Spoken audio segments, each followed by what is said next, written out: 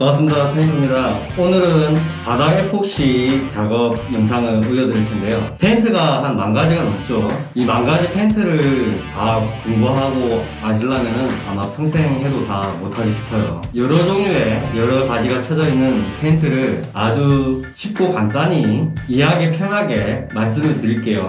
페인트라는 과연 뭘까요? 페인트는 물체를 보호하거나 색상을 띠면서 미관이나 외관, 아름다움이죠. 물체에 도포돼서 그것을 보여주기 위한 용도로 쓰입니다.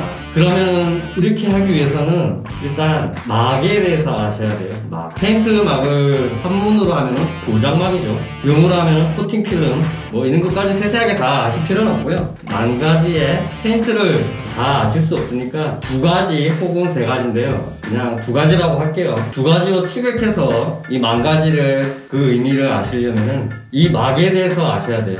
네이버 지식인을 통해서 막이란 뭘까 한번 찾아볼게요. 우리 과일로 치면은 껍질이죠.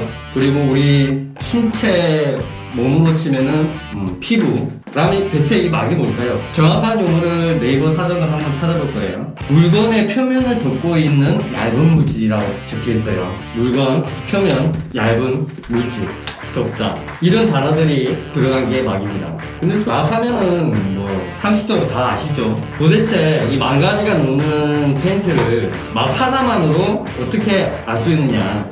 이 막이 형성 어떻게 생기는지 방법, 방식이라 할게요.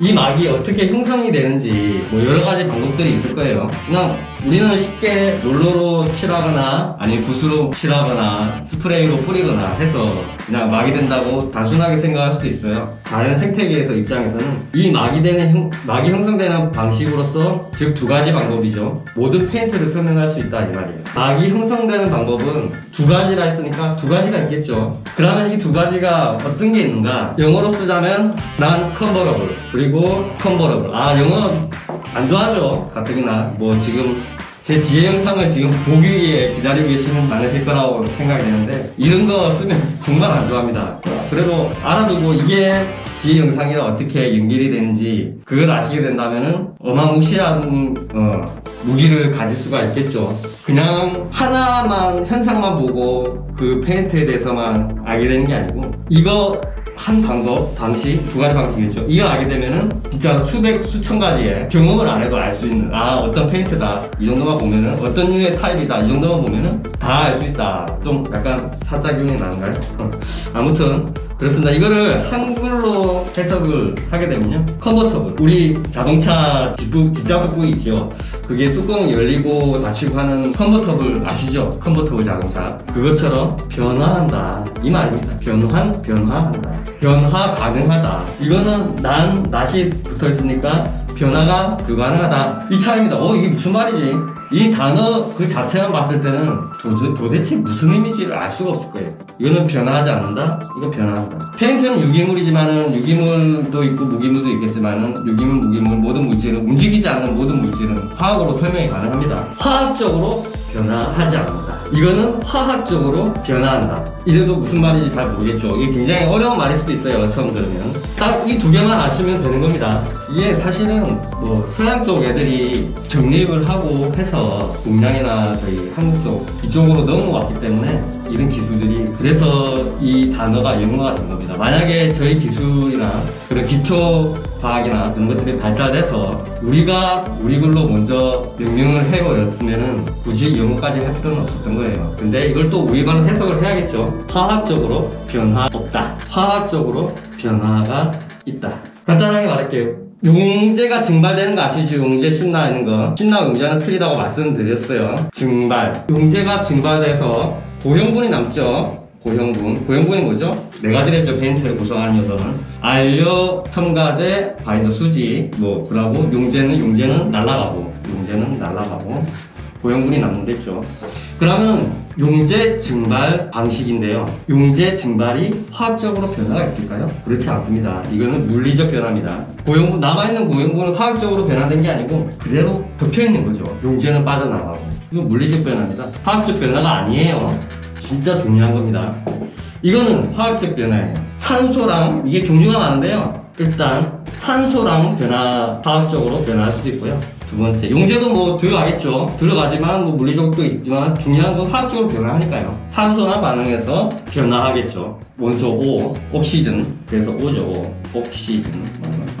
제 고프로 영상이 지금 오류가 난 걸 확인하고 거의 이어서 다시 한번 하겠습니다.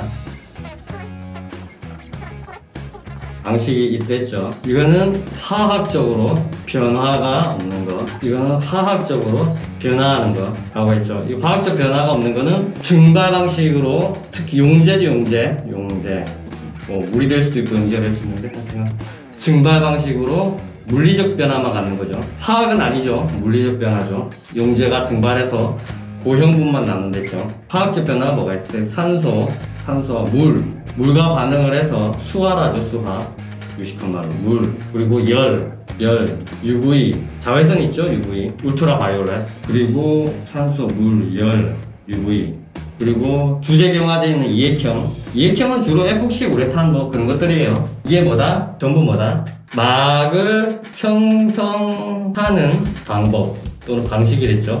이런 방식. 근데 컨버터블 이 방식이 이렇게 강하게, 화학적으로 강하게 결합을 하려면은 일단은 강하게 풀어줘야겠죠. 그래서 아예 얘네들은 둘이 너무 강하게 붙어 있으려기 때문에 아예 주재 경화제 따로 보관함에, 다른 용기에 보관해서 사용할 때만 이렇게 섞어주는 거죠.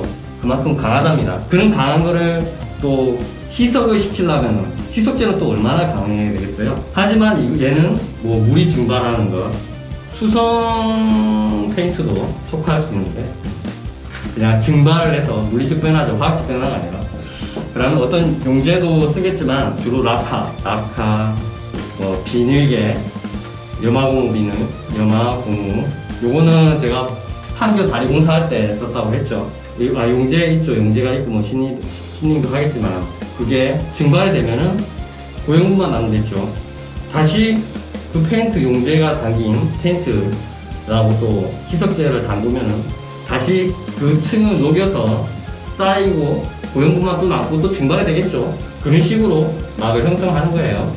이거는 그게 아니랬죠. 산소와 결합하든 물과 결합하든 열과 결합하든 UV 아니면 이액형, 너무 강하다 보니까 폭발적으로 반응해서 3차원적인 근물상의 가교라고 한다, 뭐 크로스링크를 한다, 그런 말이 있는데요. 너무 복잡하고, 이렇게 강하게 결합한 거를 희석시키려면은 강한 용제가 필요한 겁니다. 그렇기 때문에 컨버터블, 요게 요쪽에 있는 페인트가 요쪽에 있는 것보다 강용제를 사용해서 얘네들을 녹일 수가 있어요. 약하거든요.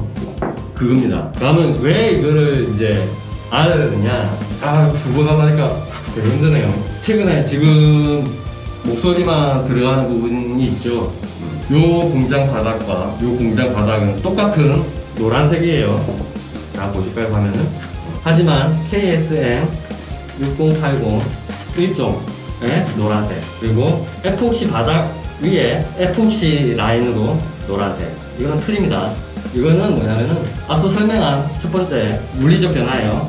이거는 화학적 변화고. 아무튼 화학적으로 이렇게 변화하기 위해서는 용제도 그렇고 희석제도 그렇고 되게 강렬하게 결합한 거를 처음에는 액체의 유동성을 주기 위해서 풀어줘야겠죠. 전분을. 그래 흘러야지 뭐 바를 거 아닙니까? 딱딱한 거를 붙이는 거야 수박들은 할 수 있지만 페인트는 흘러야지 이렇게 바르거나 칠하거나 할 수 있는 거예요. 그래서 이걸 녹여줘야 되는데 용제나 희석제가 그 역할을 하죠. 희석제는 묽게 해주는 거고 용제는 이 수지 고체에 된 거를 유동성 있게 해주는 겁니다. 묽게 해주는 건 희석제고요. 다른 용어예요. 그러면 이렇게 단단한 거를 묽게 해주려면 강한 용제가 필요하지만 요거는 물리적인 변화만 일어난댔죠. 화학적으로 그 변화가 안 일어나기 때문에 그만큼 강하지가 않아요. 그러면 이 강한 게 이 약한 거를 녹일 수 있다. 그 말은 뭐예요? 요 위에 지금 에폭시 위에 KSM 6080 1종 이게 뭐냐면 도로 표지용 도료 페인트, 이 노란색이죠. 이거 뭐냐면 아크릴이고요. 아크릴은 어떤 회사의 제품명이었어요. 그런데 이게 비닐계입니다. 비닐계. 화학적으로 봤을 때 비닐유인데 아크릴이라는 제품명으로 바뀐 거예요. 그래서 이제 아크릴 이렇게 말이 된 겁니다. 사실 요거를 만약에 이게 그라인더 하면은 이렇게 단차가 생길 거고요. 보기 싫겠죠. 뭐 맨바닥 시멘트 바닥이 드러날 수도 있고 파란색, 녹색의 바닥이 되어야 되는데 그렇게까지 전문적이지 않죠. 그리고 라인도 굉장히 많아요. 바로 이거를 덧칠을 어떤 페인트로 덧칠을 해서 똑같은 색상을 만들면 좋은데 그 똑같은 페인트가 뭐냐면은 에폭시 페인트였죠. 바닥은 녹색에. 그런데 그렇게 못하게 됐어요.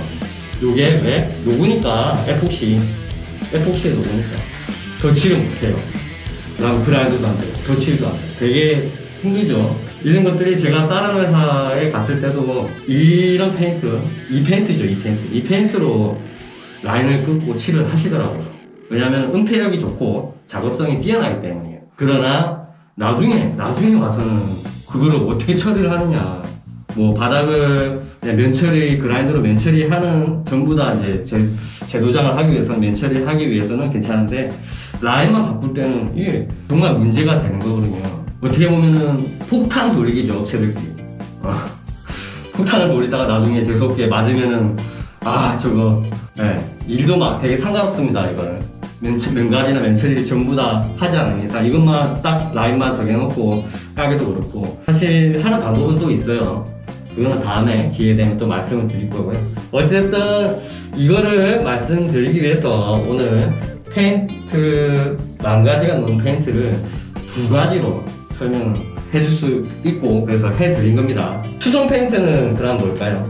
수성 페인트는 난 컨버터블이랑 컨버터블 두 개를 합쳐놓은 거예요, 사실. 그런데 제가 자격증 공부를 할 때는 여기에 속해 있었어요. 난 컨버터블에. 물리적 변화, 그냥 물만 증발이 된다. 그렇게만 알고 있었던 거예요. 왜냐면은 용제가 물이 되죠, 수성은. 그리고 희석제도 물이 되겠죠. 그런데 소량의 사실 용제가 들어가요. 아주 작아서 이제 무시할 만큼 작기 때문에 이렇게 여기에 난으로 구별이 됐는데 수성 페인트는 코어레센스 복합입니다. 아까 어디가 요거랑 요거 그러니까 요거는 뭐다? 요게 1이고 요게 2면은 1 플러스 2입니다. 복합적인 막을 형성하는 방식입니다. 사실 근데 그 당시에 제가 14년도인가 자격증 땄을 때는 요 1번 방식을 따랐었다. 왜냐면 그냥 물도 증발되고 수지를 녹일 수 있는 용제가 아주 극밀하기 때문에 아주 무시할 정도였기 때문에 그랬겠죠. 아무튼 여기까지고요.